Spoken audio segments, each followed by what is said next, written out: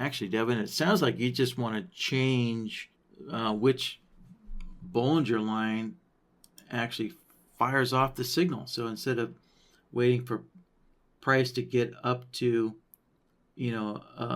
up to the, Bollinger line, you just want to fire off a signal when it just gets to the midline, right? The line that's a little closer. So, okay, yeah, piece of cake. All right, so we'll change both of these here, and let's see. We'll clarify this. All right, so this is going to be the midline now instead. So, all right, so we're going to go into input B where the Bollinger indicator is. Go in there, and all you got to do is select your midline. So, and let's see here. Yeah. All right. We will need, let's see here. Yeah, we will need a filter here. Okay. Yeah, so we'll add that filter here.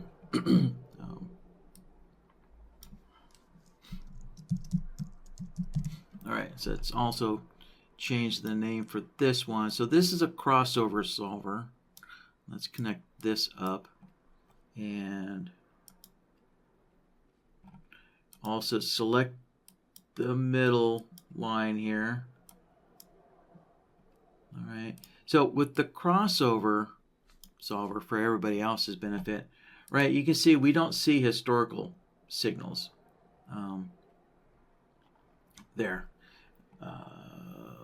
Let's see here. Yeah, we're not going to see historical signals. But there we go. We see signals in real time with the crossover solver. But you can see historically that signal disappears. So that's why we have these two different versions here. So this is a comparison solver.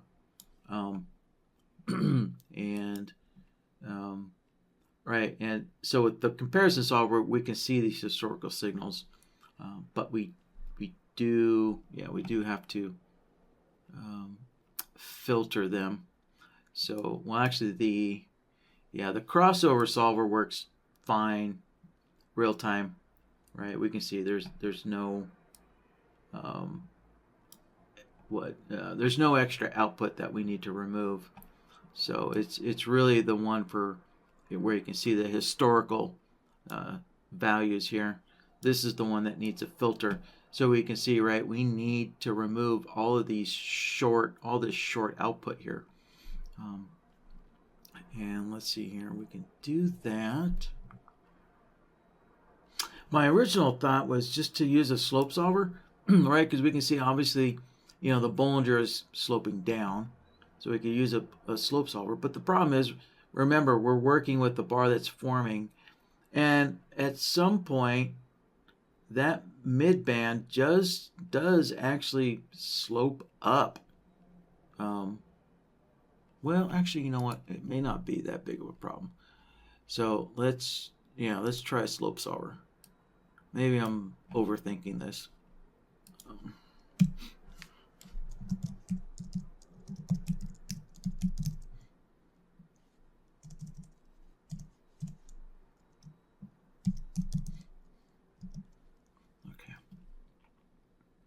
So, all right, so I have a slope solver, and let's plug in that Bollinger midline.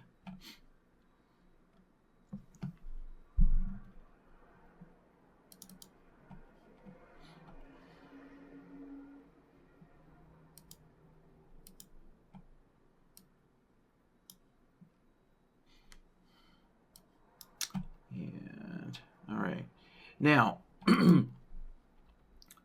right, the Bollinger is sloping down, but these signals are countertrend, right? So we can see these signals is long when it's sloping down. So with the output here, we do need to go and change the slope rules here. So we want a long output when the Bollinger is not rising, but when the Bollinger is falling. That's when we want a long output when it's falling. So we're just going to reverse all these here. There. And yeah, and shoot. Oh, yeah. So right there is an example, right? That midband, right, is angling up, but I think this should work fine, because let me put this in here. Right, this should work fine. Wait a minute.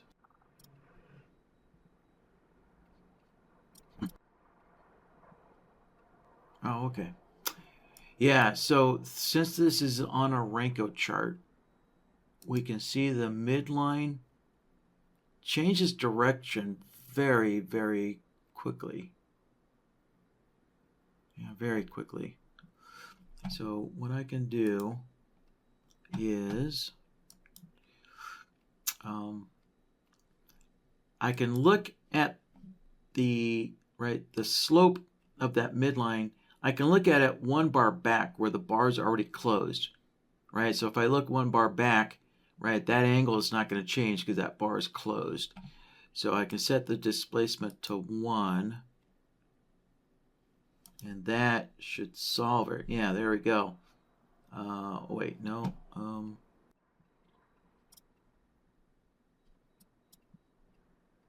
Wait a minute.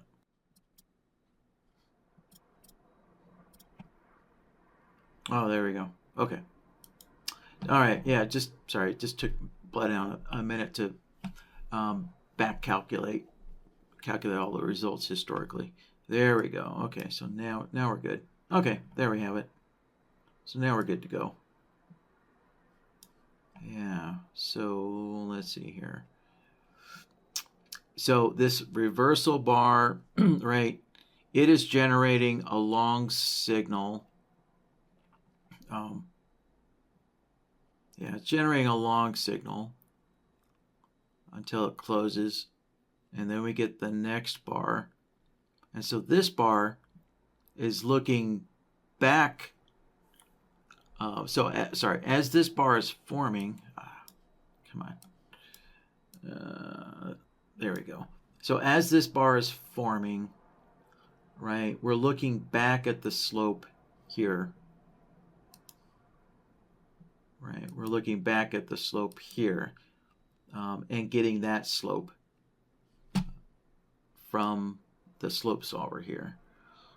So the slope solver, right, is determining the signal direction, right? So that the slope solver is a filter saying, okay, you can only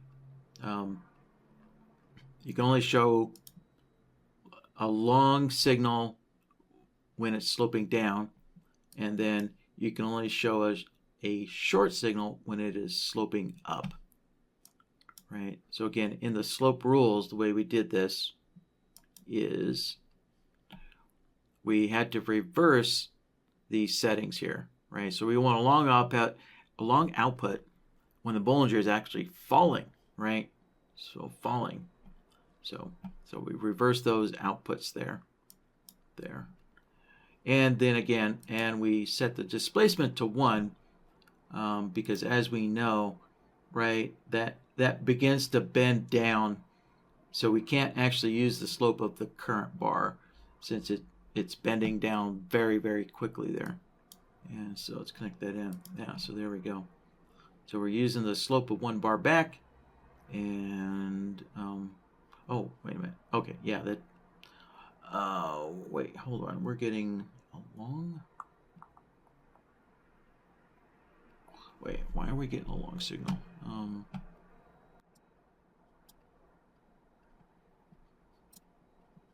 Yeah, midband, 214.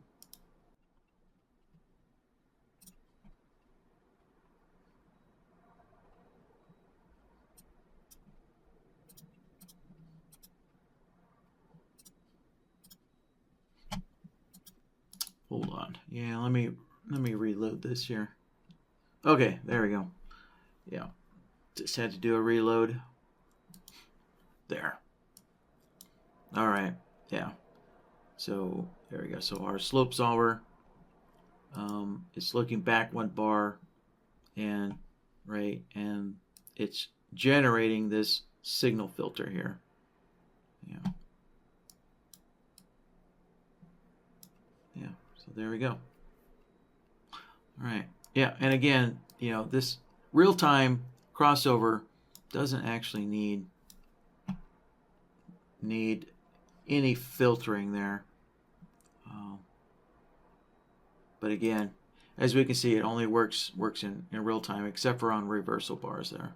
But then again, of course, you know, well, yeah, you're still kind of stuck with the issue of the Bollinger trying to catch up with where the market's at. So, yeah, not much to do about that. But in any case, yeah, so there we go. That should do it. So let me see if there's any follow-ups on this. Yeah, Devin's asking, so he can choose to use either or. Correct. Yeah. Yep. They both work for live trading there. And again, the key, I think, kind of the key answer to the core question is just going into the Bollinger and selecting the correct plot line, you know, that you're comparing these Renko Wicks, or right, the bar prices against, right? So now we're comparing the bar prices, you know, to the mid band, so, or the midline.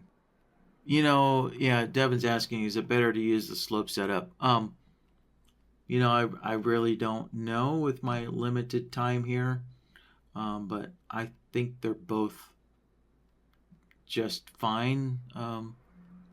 But give both of them a test run and see how they work out. So you can have two charts, two exact same charts, and you can have one bloodhound, you know, using the crossover, and another bloodhound on the other chart using, you know, using the comparison solver, right, with the filter. And yeah, just take them both for a spin on live data to see if there is, you know, any unknown issues that might pop up, you know, that were not revealed, you know, during this quick little workshop, right? Yeah, Dev is asking, is using the slope solver just shows the historical data for entries? Correct. Yeah, that's what I've been saying here, is that, yeah, this one gives you the historical data along with the real-time signals as well. So obviously having